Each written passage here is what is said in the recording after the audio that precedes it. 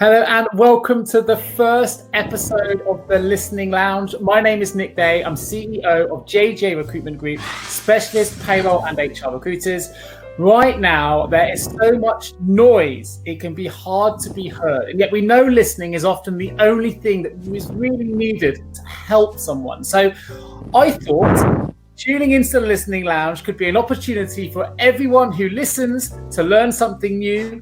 They say the quieter we are, the more we hear, and that listening is the secret to discovering the greatest of stories. I'm a huge fan of stories, so I want you to join me today. I want you to sit back, take a breath, relax those ears, join me on the Listening Lounge, because together, in 3 short questions time, you may all discover a new path to something new. Today, I'm joined by Liz Robins, a good friend of mine, someone I've known for many years. She's managing partner at AS Robins, and she's a freelance speaker as well. My first question before we get into the main 3 questions of today is how you're feeling, Liz? I'm fine. No pressure at all. You know, first lounge, listen lounge. I'll just make it up as I'm going along. Good to me. Yeah. So, no, all good. Well, here we go. We're going to start then with question 1. I'm not going to lead the narrative beyond the questions. I'm going to hand you the forum. Here's my first question. Liz Robins, what are you most proud of? Oh, that's a question. What am I most proud of? Personally, in family life, obviously my children and my family and my husband, and really proud of how they have, and I'm just talking now, how everyone's coped with the situation of lockdown. None of us killed each other in lockdown, which was great. And we all had to work from home. Everyone had to come back from uni and everything else. And being in the industry I am in, I was working 18, 20-hour days some days. So I'm really proud of my family for supporting each other in lockdown. And I'm really proud of my team that helped. We'd never worked from home. This is something that none of us had ever done. We are office-based and we're used to working around each other and shouting out and everything else. And we'd never used Teams before because we've been sitting in an office together. So I'm so proud of how my team and my family and everybody surrounding me with this furlough situation, I couldn't be proud of all of them. And as well, my peers, well, thanks to you, you had built this great group and we talk to each other every day. I mean, generally it's payroll related, yes, but it's just been an amazing support, and I think that we've all got through it with each other's help. So I'm just proud of everyone internally in payroll and HR, and especially my team and my family for the support. Amazing. Well, I think all payrollers have done an amazing job. So I think I have every right to be proud and a fantastic start. My second question then, Liz, is this.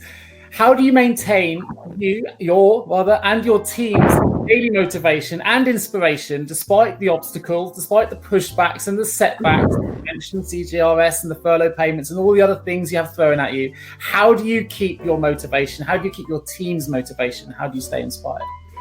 Donuts. So I think if you're not positive yourself, then you can't give that to your team. So if I walked in every morning, or if I got onto the phone or Teams every morning and be in misery myself, that just would not inspire my team. So I do try and be the most positive person that I can be. And of course, we all have down days, but you can be positive about those down days and talk to people around you. And if any of the team have got an issue, we talk through it. We don't ignore it. We don't brush it under the carpet. And just putting a smile on your face. However bad it is, you have to put a smile on your face. You pick up the phone and you put a smile on your face, just so that even if you're feeling exhausted and overwhelmed. I had one day in lockdown where it was the day that the portal opened, and I had literally my phone, I'd be on the phone and I'd be missing 10 calls in a 5-minute conversation. And one of my accountants that I work for called me, and I'd walked away from my desk and walked outside, and he phoned me and he went, Liz, and I went, imagine having the first moment in 25 years of this industry where I think I'm having a panic attack. Wow. And it was a case of, this is really overwhelming, because 800 clients coming at you because they needed that furlough money to make sure they could pay their staff. And that was probably, that 5 minutes was the worst I felt ever in the industry. And he phoned me and I at that moment in time, and I said, I'm really overwhelmed. And he went, whatever I can do to help you, Liz, I will. And I went, oh, yes, okay, thank you. And then you have to remember as well that you can ask people for help. And that as well, just other people helping you, brings you up.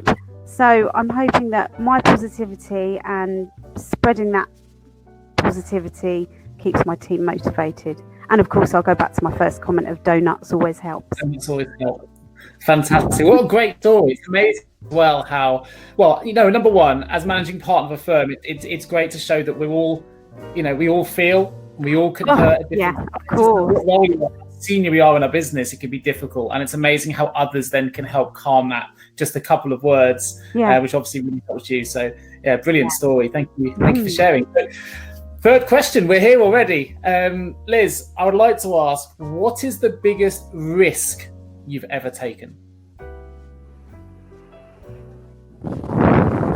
Taking on my first employee. Okay, tell me more. So when you're self-employed, and I think we've had this conversation before, I didn't realise that I was going to build a business. I just was working for an accountant. Part of the job was payroll, loved that side of it, fell pregnant and decided I was going to do it from home, and then started building a business of payroll. But as I was growing the business, I obviously realised that I couldn't do it all myself. So taking on my first full-time employee who was with me for, I had a couple of part-timers, but that was kind of like, oh, come in and help me stuff envelopes and, come in and sort the filing cabinet out. But actually having that responsibility of taking on your first employee and being responsible for their income, their real income, because before that I wasn't saying that I was playing at it when I took on my first part-timers that were mums from school helping out, but actually that responsibility, I think that was the biggest risk I took, because it was taking on that responsibility of somebody else's income. Fantastic. Well, let me follow that up. How's that played out? Because you've got quite a big team now. Yeah, so now I take the risk every day of employing 6 full-timers and helping, all our clients along the way, going from helping 25 small clients to now helping over 800 companies. It's I love it, but it's not easy, but I do love it, and I love the fact that I'm able to give other people an opportunity to be in the most amazing industry that helps everybody. The industry that we are in, payrollers, we help everybody that owns a business and employs people. So, yeah, I think that was my biggest risk, taking on. Good for you.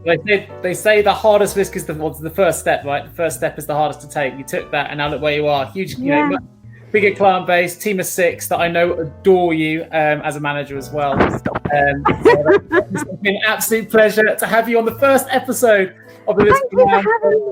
Thank you for joining me. Of course, if you are listening and engaged with this, you've been listening to the Listening Lounge. Thank you for joining me today and for joining Liz Robins as well. Remember, every good conversation starts with good listening, and I hope there'll be many more conversations to come. So thank you all, and I look forward to seeing you all again real soon.